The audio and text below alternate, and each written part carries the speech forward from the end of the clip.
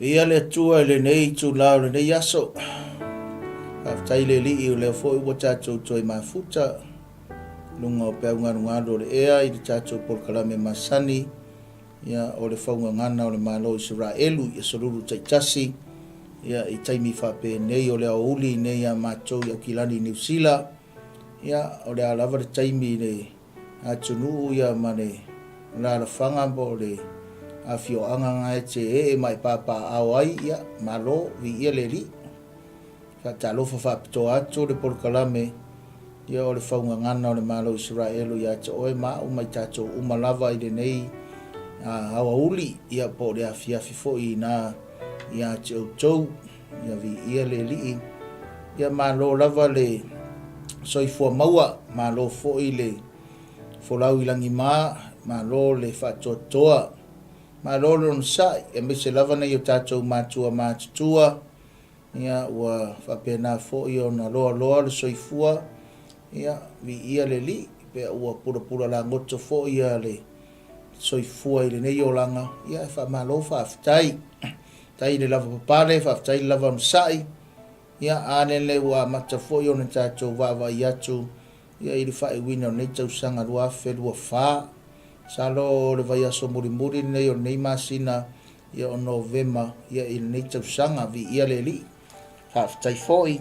ia i le loa ma le lau tele o se tatou tunu pele o Samoa ia i tamā matina ia o tama mateine ia o le malosi o le nuu ia ai meisi o le malosi ia o ainga ma le ekalesia ma se o se whapotonga lava ia vi ia i le atua ia me se foi o le aufaigaluega pa ia le atua i tofiga e 5 ia o mea alofa ia Iesu i tono lana lotu ia o le au apostolo perfeta fai evangalia ia o fai feau ia mafai aʻoga le tusipaia e lē faagaloina foʻi ia sugai misionare ia mese foi o ina tou e o loo talaʻi ma folafola ma lauga le upu o le alii ia le ngata i le aufaigaluega folafola e mese foi o i latou o lo faapena ia ona tutū pe folafola le upu o le atua e auala i pesega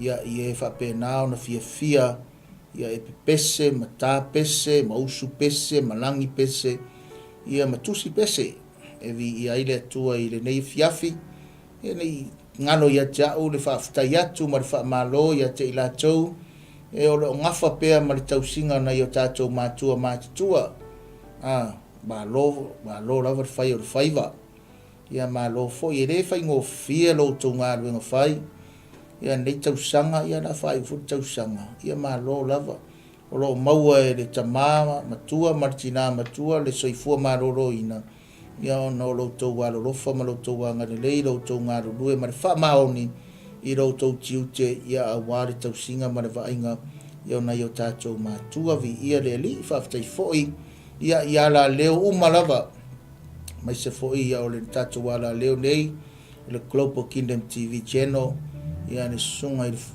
faatonu suga i le faafeagaiga ia le suga foi le faiaʻoga tusipaia ia le gata foi lea o le faasalalau ia le suga ia Pastor Mike ia mese foi le faletua ia Sara ma le nofo alo le paia o le ekalesia le lofotunoa i Manureua ia vi ia le lii ia le fagaloina foʻi ia le tamā faifeʻau po le suga le faafeagaiga taulagi ia le suga ia Freti ma le faletua ia Tise ma le nofo alo ia ma le ekalesia le lofotunoa i Magele mese foʻi o nisi o uso ia ua faapena ona amataina ia galuega le lofotunoa ia pe o neanga e mese foʻi o tai Evendale ia vi ia le lii malo lava ia le galo foʻi le faatalofa ia suga i matua taʻitaʻi uma lava ia suga i tamā apostolo ma tinā ia e mese foʻi o auauna paia le alii ia vi ia le atua faatalofa foʻi maufalofa atu ia i lenei tu o le galuega le alii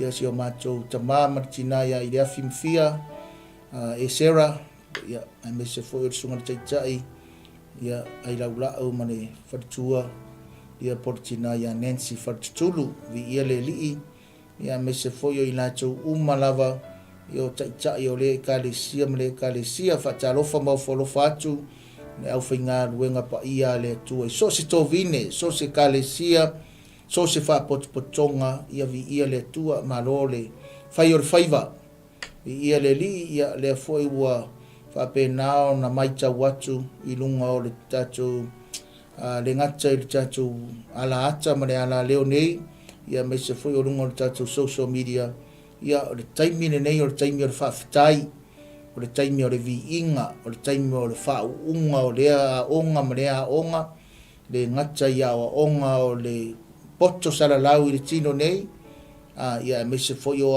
onga le tuspa ia ma isi umalawa tau futuringa whaale taua whaale mawhau ia vi ia ne li whamalo whaafutai sunga i directors presidene pule a onga po olu a onga sunga i whaia onga ia me se foi o ofisa a onga whaafutai foi ia i a onga tuspa ia taitasi ma lor whaia whaiva ia le li e whapenao na whamitara tuspa ia e whaai uro whaiva, ia whapenao na whaatau le tau sinionga, ia whapenao na whaapaleina le pale o le ola, ia vi ia ile atua, wao nei ame umatatou te whaia i le lalolangi le nei, ia whai mai ne apostolo Paulo martuspa ia, o le ata leo tau le lei, ia o meoro whapenao na tatou wanga, ia tu ia aware manui o le ola e whaavavau, ia o le whaavavau lea, ia whapenao na tatou sawa tuai, pe a faita tau te tu mau pe o la Yesu tu se mataio na o le tu mau se ia o ngā taanga ia tangata ngai whaolaina tangata whaolaina o tangata tu mau ia whapena o na tu mau pea ia se ia o ia i le wala au mai o le tua ia mare afi o whapitoa mai ia o Yesu e watu tātou lana whanau lana e kālesia ia pe o le whaamalosi fo o si o mātou tamate ita ia kilani le wha o maina o le mātou wa o ngare pōna pō ia o le tarana paulo le kālesia ko nito solima mo ko nito solima whai upa lima sumana valu o le nei la usoi o tau mau ma le whanga e tia ia walu lo tau whaamalosi le ngā ruenga le li ma le lea unoa nea ua o tau iloa e le se mea wha lea o ngā lo tau tau tinga ele fa pe foi le lusi ru tatou tautinga ele fa pe lusi tatou taimi ne tua i la unga luenga fai ma la unga luenga fai ye vi ai le li na mata tatou por kalame se talo tatou wolori le upole tua le ase fe au tu mai ele tu lo lote fa so atu ia wa fa ngana le malo Isaraelu ia ile nei fiafi le ali ile tua le matou tua sili lava oe o Yehova le tua o sapaota le tua o Isaraelu o le tua o tangata umalava le tua o le amatanga o ngā taanga o le alefa ma le omeka o le mua ma le mulimuli o le oele tua o le fofoanga o mea umai le amatanga na e whaia ai mai se fo o le tangata o le ruai tangata o le pale a li leo au ngā luenga ma mana le tua. Whawhitai. Mau fwoi nei a wanoa le li i le ala leo ma le ala ata nei. Whapenao na whaasoa ai le whaunga ngana o le Malo leo Isaraelu mo i mātou. A mata mai lava le li i lau upu pe a mātou susu e ma whaitau ma mātou vava ai ma whaalongolongo i ai ia ma mātou whaasoa lau upu. Mata tu lava i le tangata le li ie o lo whaasoa ina lau upu. Se ia o atu le atua i tu e fia. Re nei ke lope ma nei lalo langi o mātou whapenao na iai. Na meise le li ie o mea umalava i o tia i le malo si anga o le Global Kingdom TV. Meise le atua o le porkalame o le whaunga ngana o le malo Isaraelu. O lau te talo. Lofa mai lau fio le li i le amatanga o le taranoanga ma le whaasoi lau upu.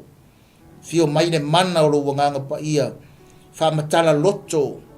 Ai whapenao na whaau au mai le upo le malama ma le upo le poto. Mātou te iloa eo na whapenao na whaamatala tala. Le li i le atua. Ina ia awani o mātou whaalangolango i se iloa stangata. o nei whalangolango i se mawhai o se tangata, ai whalangolango i le sira fia, mane mawhai e oe mano mana lo wanganga pa ia. E ngata ia tiau a me se foro o nea Pastor Mike, ia whaasau mauli le ie, ne alu a le porkalame i le neia fiafi, pe au ngaru le ea. Mai se le tua so se waipanoa, so se tuni manu, so se vaenga le ie, so se tangata, o le awhapenao na o atu iai le ie whaasola upu. Talo i le mana o lo nganga pa ia, i le mana o lo nganga pa ia, i le mana o lo nganga pa ia. I pray, O Lord, in the power of the Holy Spirit, the power of your Holy Spirit, O God, to reach out and touch that person, touch that life, O God. Open their spiritual ears to hear clearly from you, O Lord.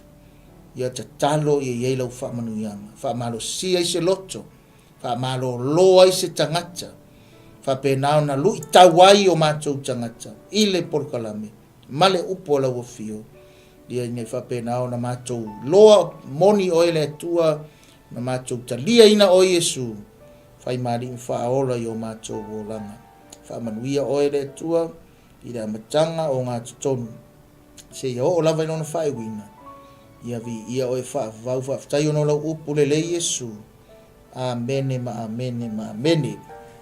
Ia vi ia le li, ia o le atatou wōlor, tatou tusi whaitaunga i lunga o le tatou screen, ia pe a whape o mauangi lau silasila, lua no whai ngā tupo iwa, whai mua mua o suma le lua. Lua no whai ngā tupo e tau po iwa, whai mua mua e o i whai upasifuruma le lua. Oro ia se whai au tā ua lava le whaunga ngana o le Malo Isaraelu, ia mo tātou i le nei aso lulu. E whape no whai tauwina, wa whaalongo le tupu whawhina o se epa i le tala ia Solomona o na sawa i lea o ia Yerusalema e tofo ia Solomona i upu whaingatā. Sa ia te ia le au malanga e matuato o tele maka mela o au mai ai mea manongi ma auro e matua tele ma maata ua na sau o ia Solomona o na la tala ai lea ma ia i mea uma na iai i lona loto. Whai upo e lua. Ua whaamatala ina atu fo i Solomona ia te ia o ana upu uma. Wale ai se mea e lilo ia Solomona na ia le tau atu ia te ia. Whai upo e tolu. Mai loa e le tupu whawhine o se epa o le poto Solomona ma le whare na ia whaia. Whai upo e wha ma mea ai o i lana lau ma ona no nofo o ana au auna, ma tutu o ana tautua, ma o latou ofu, o ana tautu waina foi, ma o latou ofu, ma le ala na ia alua e ai i le whare o Iova, ona le toe ai lea o se loto ia te ia. E po e lima, na whaapea mai lea o ia i le tupu, wa moni le tana na o whaalongo ai, i lo nuu ia ua fionga malo poto, whai poe ono. Ai peita ina o le talia la tutala ina se ia o sau, ma va ai ia o mata, whauta foi e titi mea na tala ina atu ia tiau, ai tele mea na le tala ina atu i le tele o lo poto, a wa siri lava oe i le tala na o whaalongo ai, whai poe fitu. Amu ia au tangata, amu ia fo ia au na nei, o e tutu iau luma e lea unoa ma whaalongo i lau poto, e poe valu. Ia whaafetaia ia ova lau watua, o le na fina ngalo ia te oe, e whaanofo ia te oe i lona nofo arii, e whai matupu mo i ova lau watua, a ua lofa lau watua ia Isaraelu, e whaatu mawina i la tau e whaavavau. O le mea lea wo ia whai ai oe matupu ia te i la tau ina ia e whaia whaamasinonga ma mea tonu, whai poe iwa. Ona foai mai lea e ia i le tupu o auro e tasi se lau ma le lua o tāleni, ma le lua fulu o tāleni, ma mea manongi tua tere lava a toa ma maata ua wale ai fo ini mea manongi e tusa ma mea na fo ina mai le tupu fa fino se epa i le tupu o Solomona fa iupo e sifulu o au na fo ya hiramo ma au na Solomona o e na au mai auro mai o feira wala tou au mai la au o alamuka ma maata ua fa iupo e sifulu matasi o faia le tupu o ala i le fale o Iova ma le fale o le tupu ma ki tara ma na peli mo le au pepese i la au o alamuka wa lei loa i le nu o Iuta talu ana mua ni la au fa pena fa iupo e sifulu ma le lua ona fo ai atu lea i le tupu o Solomona i le tupu fafine o se epa o mea na ia fina ngalo ma whaatonga ai e whaopopo i mea na au maia e ia i le tupu ona fo i atu ai lea o ia maaru watu i rona nuu o ia maana au auna whamanuia le atua e wala whaitawina ona na fionga pa ia ma ia iate ia pēno na vi inga nei maso umai o i le whaavavau lava amene o le whaungangana o le Malo Isaraelu i le nei aso e a mata whaapese tala e tusa ma le upo le atua o le ua whaitawina e alofa le atua ia Isaraelu e alofa le atua ia Isaraelu e iei le whai upo le ana whaitawina atu i le whai maine tana le artuspa ia i le whai upo le valu ia whaafitaia i ovalo atua o le na fina ngalo ya te oe whaanofo ya te oe rona nofo ali e whai ma tupu mo i ovalo watua a wana lofa lo watua ya Isaraelu e whaatu mawina i la tau e whaavavau o le mea nea ua whai ai oe ma tupu ya te i la tau ina ia e whai a whaamisinonga ma mea tonu e lofa le atua ya Isaraelu tala lea le tuspa ia o tala lea le tupu fafine lea mai i se epa fa maita tonunga o isi taiming ei ia o le ele lea o Ethiopia ia po o lata atu i le ele o Aikopito o inga nesa iai ia le nuu lea nesa o ei o le tupu fafine lea o le tupu mai le nuu lea o se epa taiming o tuspa ia ia ai tele ingoa o le tupu lea po le tupu fafine lea e tele ona ingoa ese uma ona ingoa i tono le tusi i wha maunga o tala anga o mea tutupu ia vai tau ma le soifuanga a le winga lo tala le whaungangana o le Malo Isaraelu i le neia fiafi o le Malo leo Isaraelu po le nuu leo Isaraelu o le nuu na tofi e le atua, o le nuu na filifilia e le atua. Mana tua tatou tala noa i le tala tuspa ia i le fofoanga mai tusi arkenese. Tusi arkenese le fofoanga i le amatanga. Ia, bantua tusi arkenese pe o na awa o ina i tono ang tuspa ia e lua vaenga vai ina i tusi arkenese. Vaenga mua o le vaenga o fofoanga. Fofoanga le tua le amatanga o le kenese mua e o kenese sumartas a kenese sfuma le lua e o kenese lima sfuru o le vaenga e lua le na o le vaenga o le tuser kenese i ona vaenga tele e lua o le vaenga le na o le tupuanga o le tangata the creation ia mane meta o le generation o le fofoanga le tu le amatanga ia male fa solo mai o le aunga tupulanga nga tupulanga neng fa solo mai ai a pera amo saako Yakopo ia marfa nawa arto ino Yakopo de umangi na tusir kinese ia wo ole nu i oi ile nu oi kupito ngor le tangata ngo ia Yosefa tamo Yosefa ada winga tara de tofa ia cha mata por kala me nu ule Isaraelu fa mene ne fa mau manga tuspa ia mare awa onga a tono tuspa ia mantua nga matcha le lalo langi a pera amo o sorry matcha le lalo langi a tamu ma eva pa solo mai ai tala tuspaia sawaya tala anga tuspaia de ngafar tuspaia pole ngafar tangata to tala tili i le tangata ingo ya noa manan fa na tolu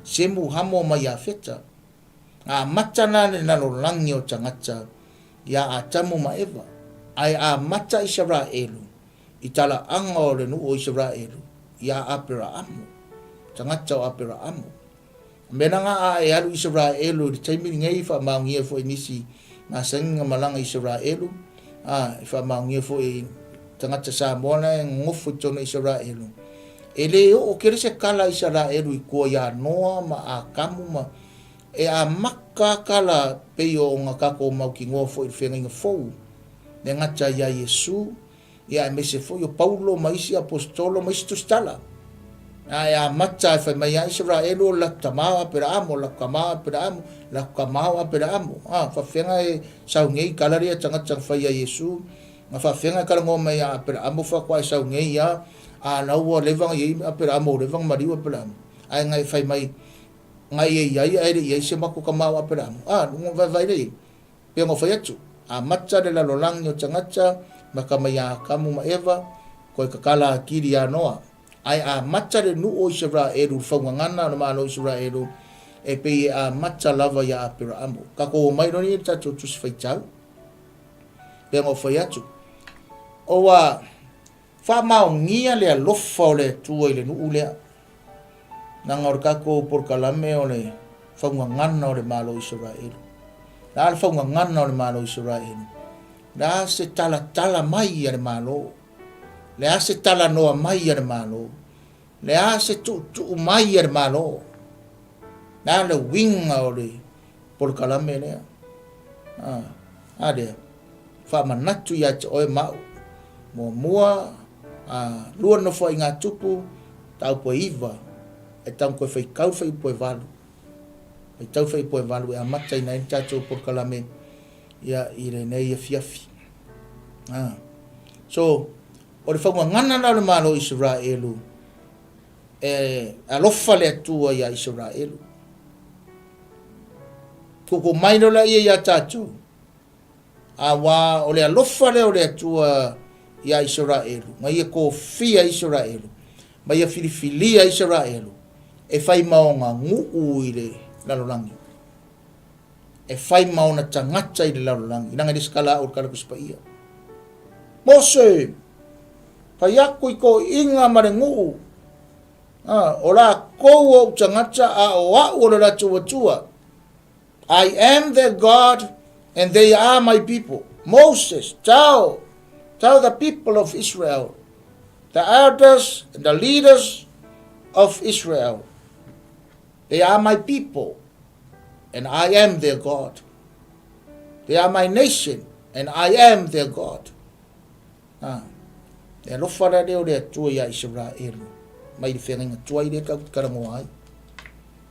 Aka ko kilo a tiri tuspaia sa moa mani sila mai moa mai.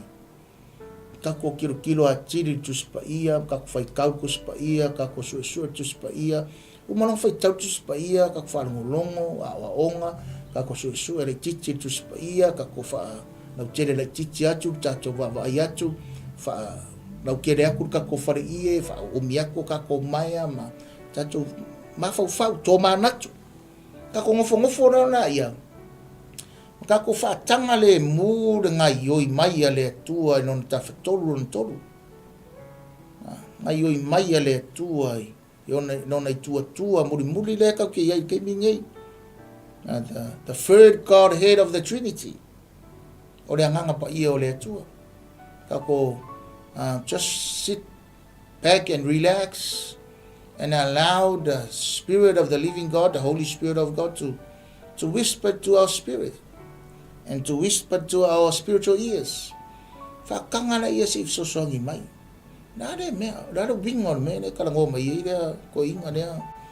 Nea tama loa, inungo nea la leo le klopo. Nare me, ne kalango mai rea fife au. Nea ko whako e ngai lofa le tua Isaraelu.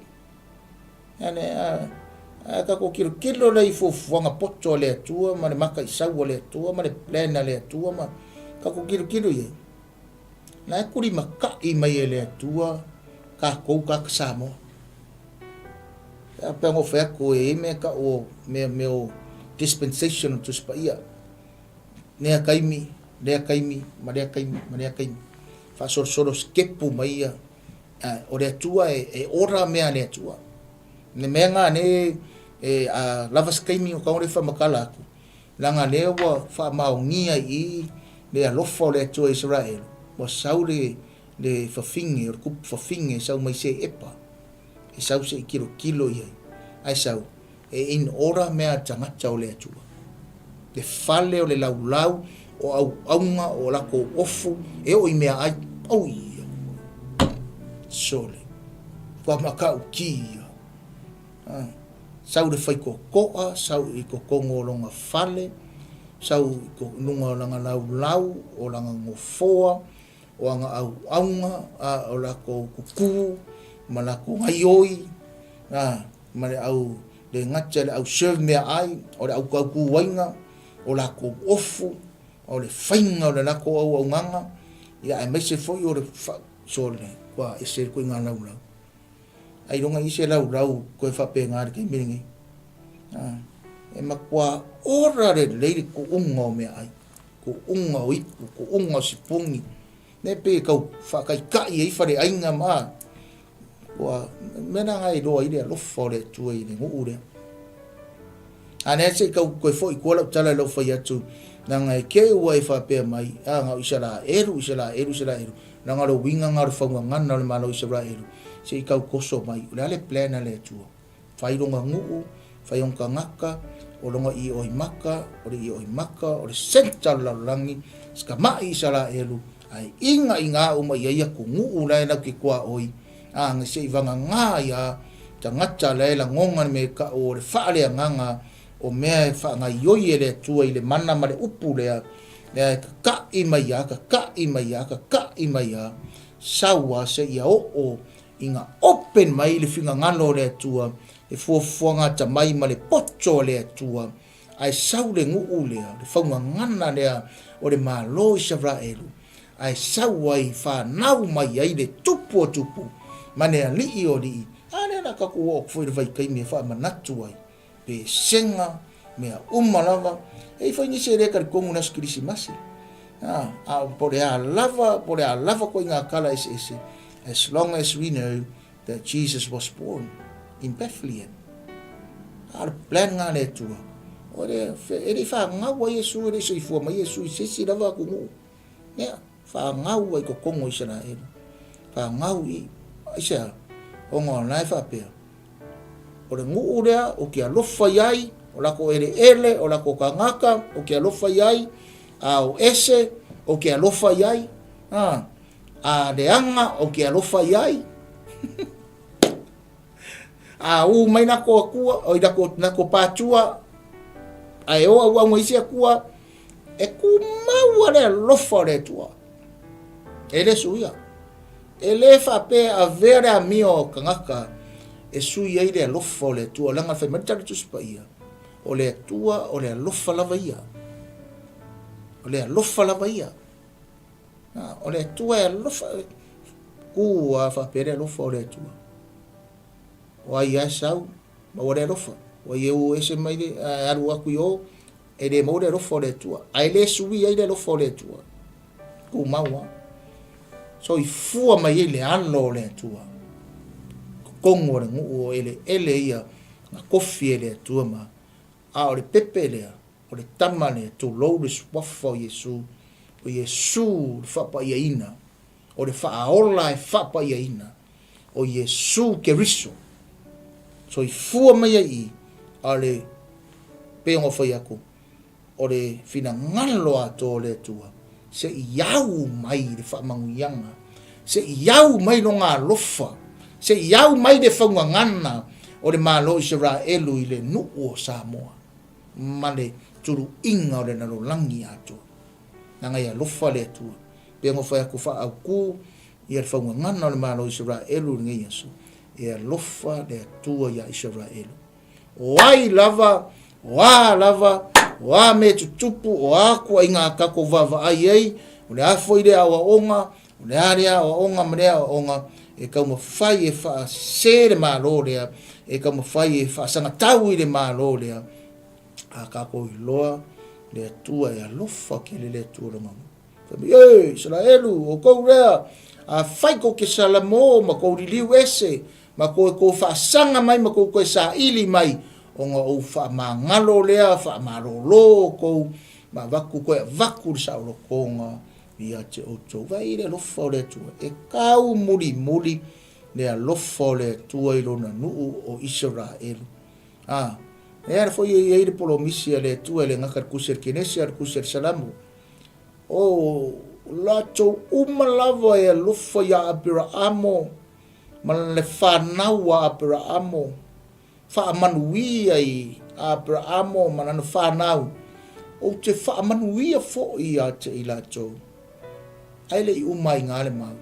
Ao i lato uma fo i o e whaamalaia i Abrahamo, ma le whanau a Abrahamo, o te whaamalaia fo i a te i lato.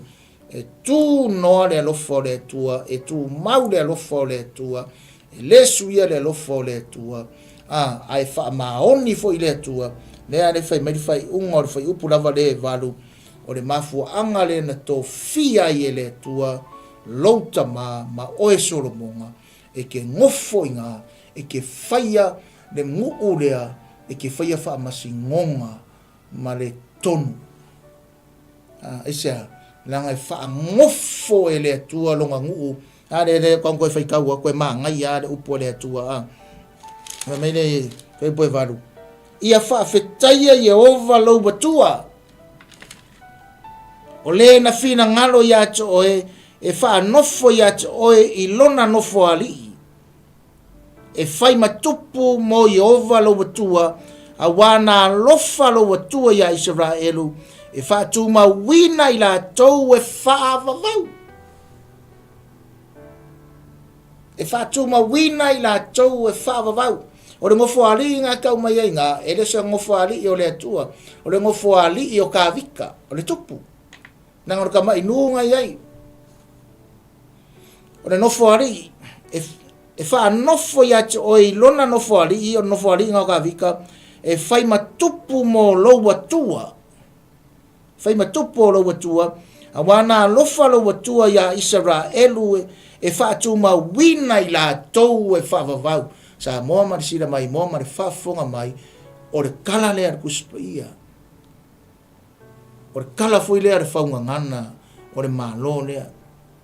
A wanga lofa lea tua, ma kango lea tua au mai o e wha ngofo i le ronga ngofo ali, o le ngofo ali i o long kama, o le ngofo ali i o le tupu, o le ngofo ali i nga ngofo i lau tamao Solomona. Wha ngofo i la oe lea tua, aisea e whai matupu mo Yehova le atua. Pai matupu mo Yehova le atua. So o le whaunga ngana na Malo Isaraelu i le neia fiafi. O le alofa o le atua i le nuu lea. Ma ia ko fia i le atali o tāwita. Atali o tāwita msoro monga lea la umangi kausanga. O utara noa tua i a tāwita msoro mona.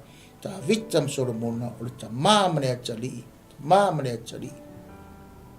Nā ngai whai tau atua tusi le whata oto, tusi le Proverbs. O le aunga siri o le tusi le ngā, o le mafutanga i le vāo le ta māmane atali. Pea le ngō karango koe le vēsu kia ngi. Kakai mai a le relationship nga between father-son. Saua pe ngō whai aku. Ai ka kala mai e le atua i le kaimi o le whenga inga fōu. Ai ka kala mai a wa sau le atali. Wa fio mai le atali o le alo pele o le atua. Wa fio mai a se i au mai le mafutanga lea i a ka kou. Mai vai nei. Ia o Isaraelu la lea, o Isaraelu i le tino. Ne ia Isaraelu i o. A o ka kou o le Isaraelu e whapipi i aku. Ta toi le Isaraelu wha lea nganga. Nanga aku i le kingongi o ke le whangau, o ke le kidoka ukara wha e peru wha Isaraelu, o ke le ngofo Isaraelu, e le aisa usikisengi Isaraelu, e le oa uskangaka Isaraelu, ai kukusa le wha mangianga lea nanga le talanga ale tuspa ia, o le o le akali'i lea o le akali'i o apera amu. Le akali'i o apera amu. Ngā fio mai. E au mai le manuia lea o le atua. Lenga fora ia apera amu. Ma le ngu o Isaraelu. Wa maua koi mare avangoa au. Maua koi mare avangoa oe mai tātou umalava. Ina ia ta ua i tātou a ta li'i ma whawhine o le atua. O whanau a le atua. Areo. Au i lato uman tadia o ia mwhatua tue non suafa. Le ia vatua ia i le manuia. Ta ua i lato o whanau a le atua. Tātou o whanau a le atua. Whapea mkofia e le atua longa ngu leo Isaraelu. On tangata o lona nu. Ona ele o ana whamanuianga. Nea la. Whai mai. E whaatu mawina la e whaavavau le nu lea. E whai matupu mo Yehova lo watua. A wana lofa lo watua ya Isaraelu. E whaatu mawina ila tau e whaavavau. Whaatu mawina ila tau e whaavavau. Kele winga lupu whaavavau. Whaavavau e whai ei pia. O rara kei me umai le lalo langi ngi. E re whaku mawinga sa Isaraelu le e whaavavau. In reality of things, the Israel nei kei mingi.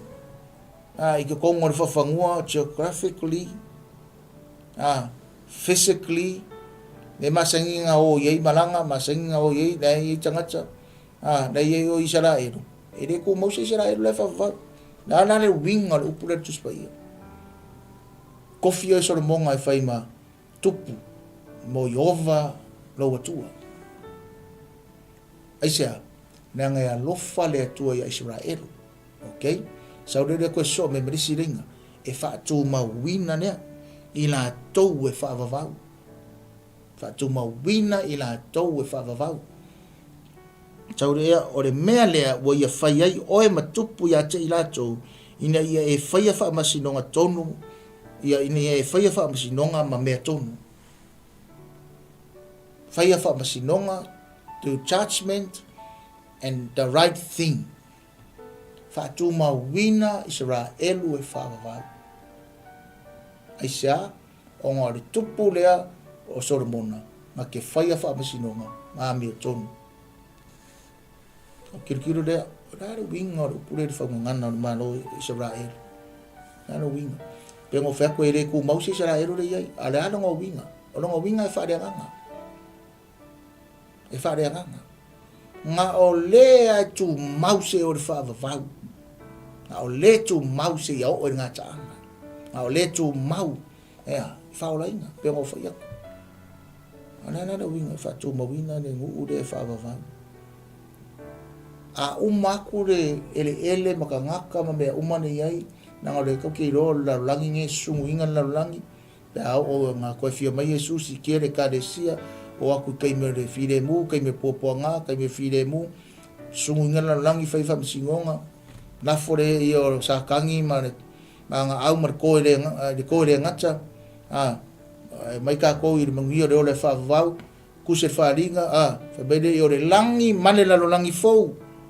Aia, whaatu mawina ar whenga inga ne tua ma Israel.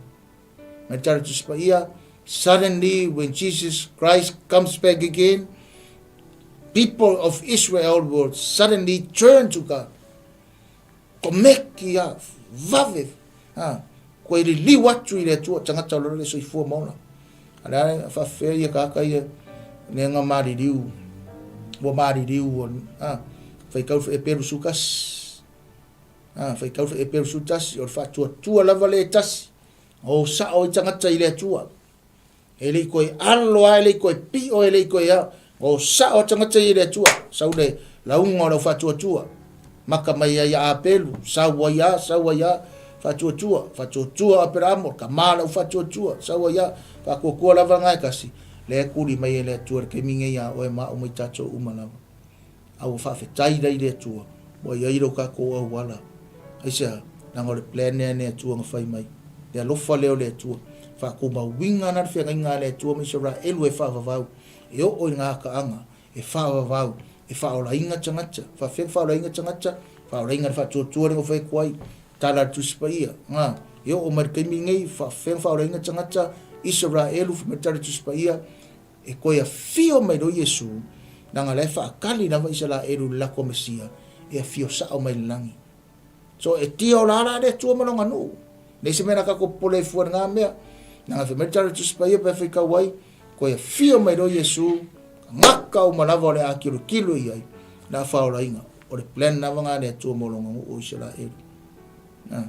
Ale ko mai a tātou o le arka ko awala mera 𝚘𝚘𝚙𝚢𝚑𝚝 wa o nei o le ala upu moni ma le ola. Taringa ne Yesu whai ngoso i le Ioanes fumarfa whai poe ono. I am the way, the truth and the life. Wa o nei le ala upu moni ma le ola. Le whatuatua mai a tau e ulava inga hoti ai ola pea ia. Pawei whatuatua lava renga maka mai lawa wheneng kuai. Sa wae e le suia. Paure mea wei ai wa sui kako whatuatua kako ki whakua kuala ia Yesu. Have faith in Jesus Christ because he declared I am the way, I am the truth, and I am the life. Wau nei o le ala, wau nei o le pomoni, wau nei o le ola. A kako loa na le ala, kako loa ia le pomoni, kako loa na ia ma kako saufanga i le ola, i le manui o le ola e whaavavau. Whai mai nei o le vaenga muri o le mau. Whai mai. Wa tō fia o e le tua, e whai matupu, aisea, e te whaia whaamasinonga ma mea tonu. E te whaia whaamasinonga ma mea tonu. Ia, kira rea, whaamasinonga ma mea tonu. Whai sora mona o tangata. Ai whai mei e reise a mea tonu o tangata. Isa, e reise a mea tonu o tangata. Ai mafua ngang whai i, whaatu ma wina na nu e whaavavau. Onga o le whaamasinonga ma mea tonu. Whaamasinonga ma mea tonu. O whaamasinonga rea e ngofo i soromonga. Ngofo i taitai. O mea tonu rea e ngofo i soromonga. Ma ngofo i taitai. Ai lingi whaamasinonga soromonga. E lingi a mea kongu mangi mea tonu soromonga. O mea kongu whaamasinonga lea tua. Mea tonu whaamasinonga lea tua. Ora makangana ngar kako porkalame. I le nei e fiafi. A tatou tusi whaitau dang kako kilo i. Turo. Tatou tusi whaitau ngang kako. Nera kala ngoa ko le vaenga nei wha umai ne tatou porkalame. Mo tatou teimi, whasau ino tatou teimi. Ole, e tanga whaitau whai mua e ora whai poe se fulu mane lua. Ai pe ora whai poe waru ne o kango wha aunga ia i tatou mtaupu. I le ngenyo fiafi. Ke vaira iai, pe o whai aku tau whamatana atu rea matanga. Wa a ave atu tala o le tangata o Solomona. A ave atu. Po le ngata i to tonu lavo le nuu o le atua. A wa ave atu i nuu tu tua oi maisi nuu. Ai sea. Wa lofa le atua i a Solomona. Fa maoni le atua i nana forfolanga. Fa maoni le atua i nana fitalenga mana upu. Wa lofa le atua i a Solomona. O nga ave i le o tala o tupu o Solomona. Saura ia o le tupu whawhine o mai le ngu leo se epa. Tau e mata ma tilo. Ai saura ia o le leo kau whamkalakala ku whapena. Saura o le tupu lea. Saura mika mela ia mai ia mea o ka lingi. O mea o auro ma maa ua ma. Ta mai a le si whapertani e mai ma mea ai. Mea ai whungane wheu ma mea whapenga. Sau mala o mai i. Sau na ne tupu fine ne mai se epa. Sau se ia lo e modu tono le whale Solomona. Ma alo tilo lave ona mata. Nanga lewa ave atu tala. Ai sau da ia, whamai ne tala tuspa ia. Re ngata tuspa ia sa moa, ai re manino le ipe whetau tuspa ia pālangi. Sau rea whawhine. Sau whawhai ralam Solomona. Whaile la tara noanga. Kangorora i o le tupu whawhine ne kui whesiri Solomona. O le kupu whawhinga e nga sau mai se epa. E resika mai kupu fo ia. E resika mai kupu le tupu whawhine ne. O le mkwaka mai ia koe poko koe. E se whi ale ka mau a inga o longa ia ko ngu uri kaimina. Sa pe la pe o le pe kau su le kiki. Sa pe sa kau fa mawalung ai finge le si kupu ku sa mai. Le si malo ku sa mai. Nga nga ku ai dunga so walu ai fa pe ngaka ko wa. Ai mo fa pe au o mako kalesia ne. Ha. Pe au o mako wa o ngane so pe ya. Ku re dunga lu. So walu ke vai. Vai le fa maungi na ngai do fa kala a ko mer ku spai sa fa iro no na wa makan kilo finga wa makan kilo al memo mo fa ir tu pu fina na o se mai se pa akango ku ifesili so mo ku ifesili fa mena ne ya tara spai fa makala kala uma kwa solomona le se me nga kia e solomona nga fa ai lola ia fa fine o ile ai la fune nga nang fa ia kala e kiki me nga kala inga ko ali Solomon ni me ile kala inga ai nga kala ia kula me i lo nga o ku yo i lo fa pela ia se yo ku ai lunga mo walu sildi ala vai sildi ala vai sinni ala wo ai ade wo mai le wo lo fa ko afair kala le finge inga wo umanga kari mai tupu poto kadi nga fisidi me umala fa solo ngelo ne ia au fa solo ngel lau pe go fa tu fa solo ku me ai no lau wa ai ko ku au nga ku lau me ai na lau me ai va ko ku au ningi wainga o la ko ofu o mea umanava kongor fale mea umanava kirkilo ku fini sauroma mai mea lofa va ke sormona mea umanava ko ka o merona ia mare merene nga mai i ka kare i kupure hi ramo ma au nga sormona nga mai rena aure ala muka o fai ire ya wala ngai sau mai fare ro tupu e alu runga maru fai e maskepu nga mako sava vadi e skepu ria e ia do skepu an fesor mo ang mako sava vadi si mako bonga di tau sana e o fai e mala au kara au vai mai e iais ngila au fa pe ngai i Yerusalem mai utai i ngava i keipi Mener cara susbaya mo maka re kupurea ile matua tamai male poto le tupo sormona aisa ma ne wa o yai ma wa ai ma ia fa mauti no aina o le tangata ia lofa ia ile atua sa po ma fa fonga mai o le fonga ngana o le Malo Isaraelu o le tangata e lofa ia ile tu pe ngofa ko ia lofa le tu i nona no Isaraelu ma lofa ia tangata e lofa ia kai ia lofa ia kupu ia man tangata nga vala winga memo mo o le tangata e lofa ia ile tu sa o nga mo ka ko fa ngana tangata lofa ile tu e ave o kala i melele e ave o tala i melele aisa langa leia te oe ma u le tu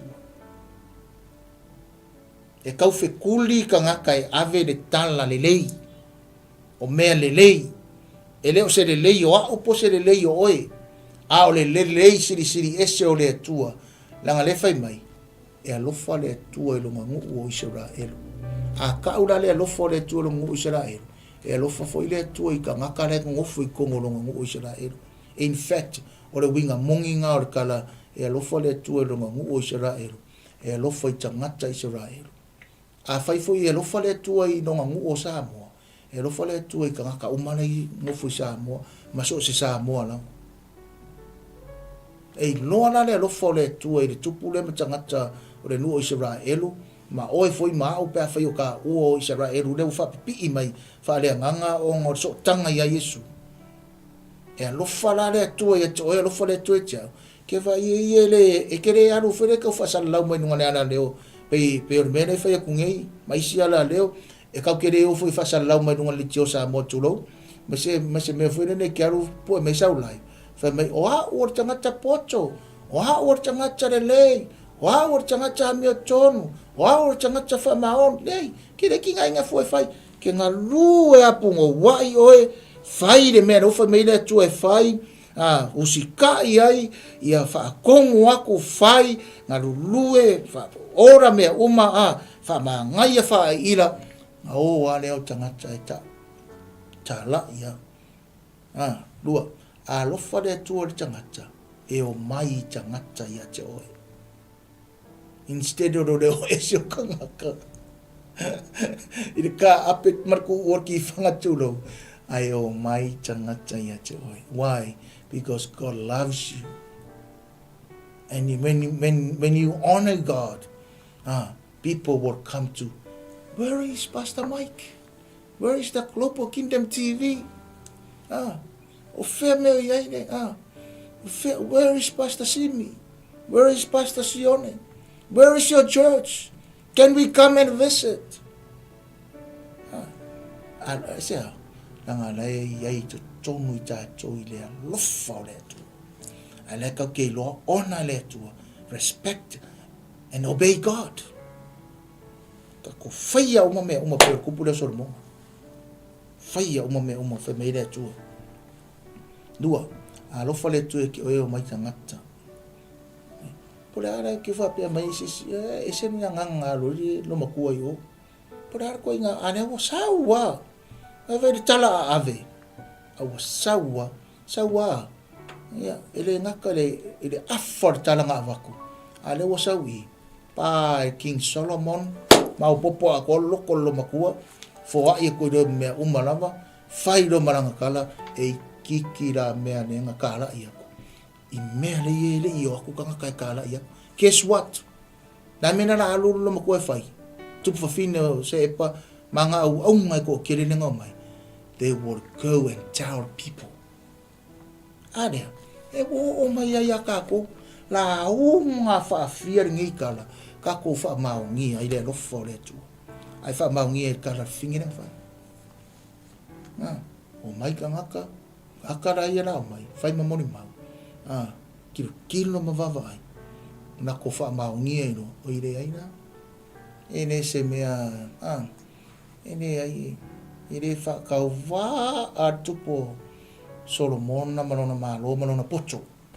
Ne. Ana pocho. Me na na o tupu fine ne manga uma. Na o ko kala ia. Wa kili anga fa la kelele lo fo le tu.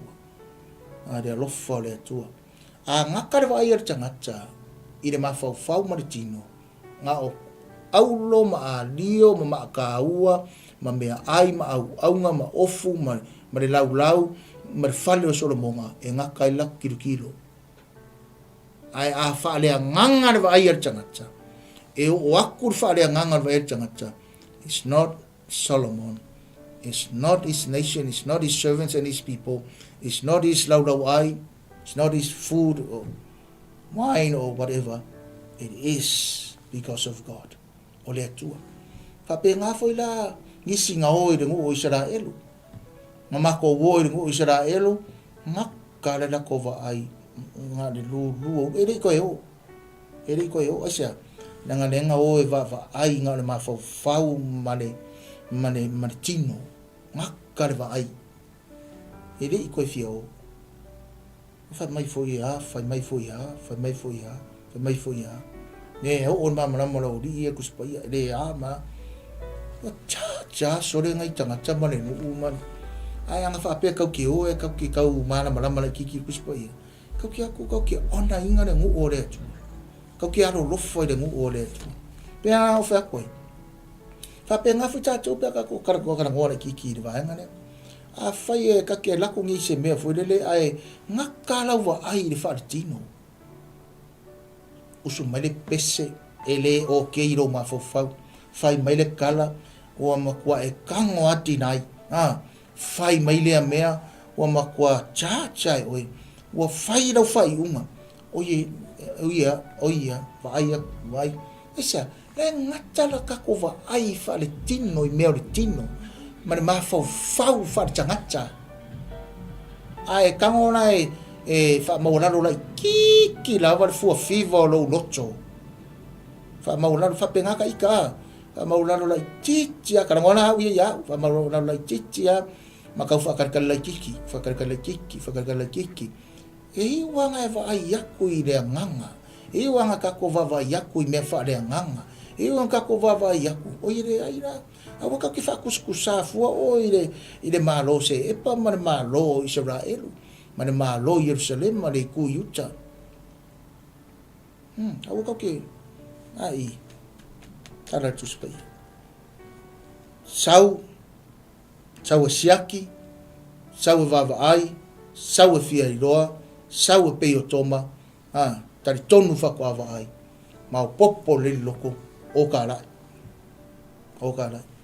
tangata e alofa i le tua o le tangata e ngake maua mea e fōwai mai ai mea e ngake maua mea tangata rea ngake e re kere aru fua su se mea tūrou e ke kakalo au i le tua mai sa ili i le tua ska i le tua whaaloalo i le tua whaia mea umma kau le tua nga sau reo le tua e fōwai mai mea umma lava i ate oe maa aenga muri o le tangata e alofa i le tua o le tangata o le whaungangana o le Malo Isaraelu o le tangata e sili ana mea e whai o le tangata poto tangata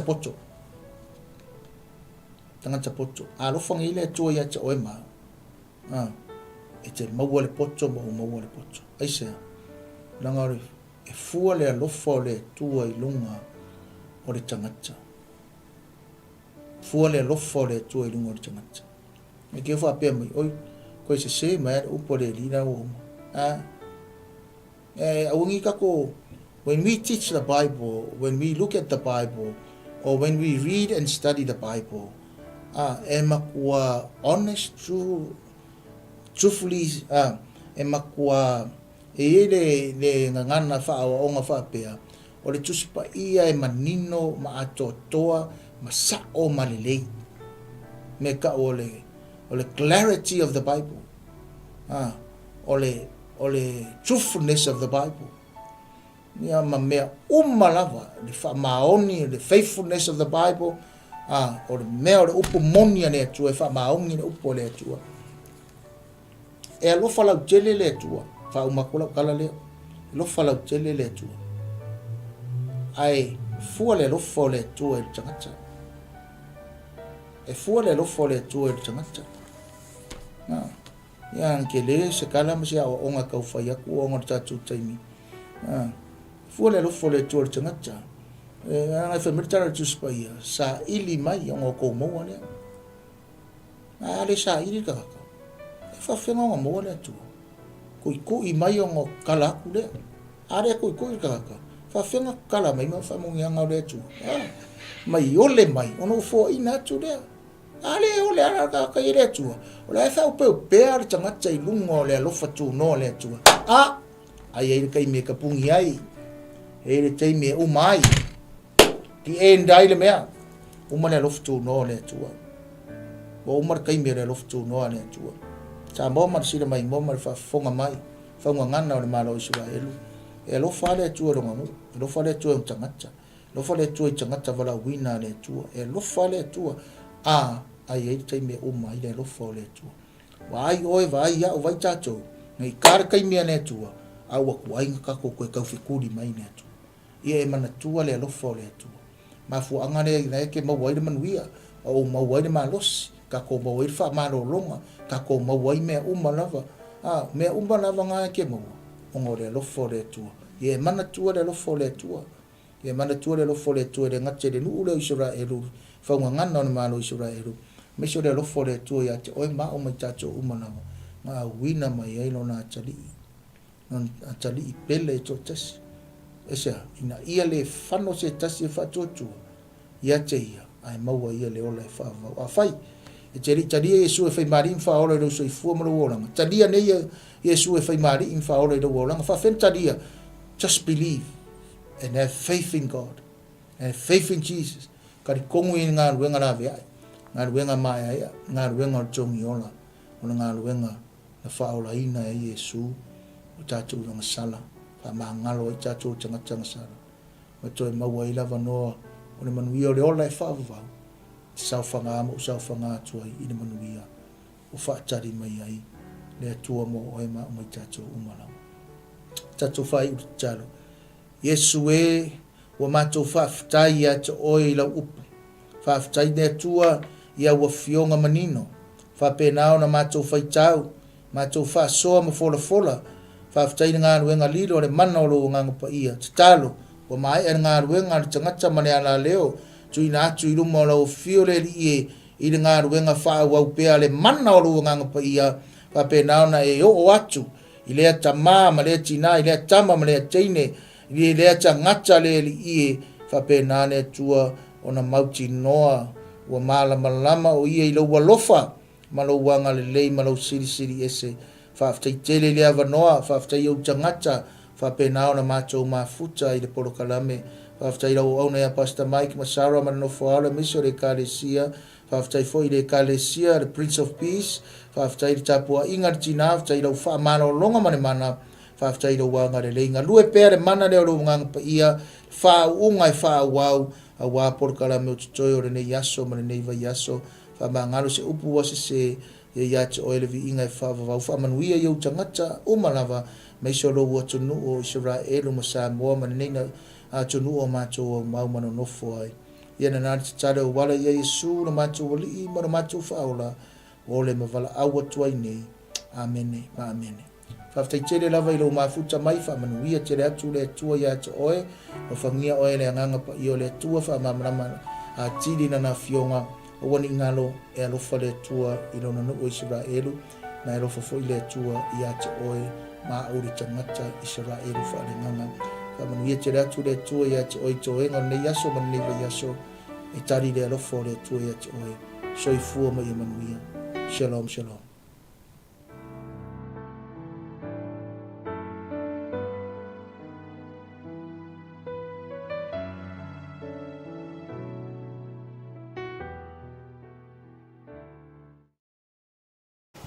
Hey sis, where are you going?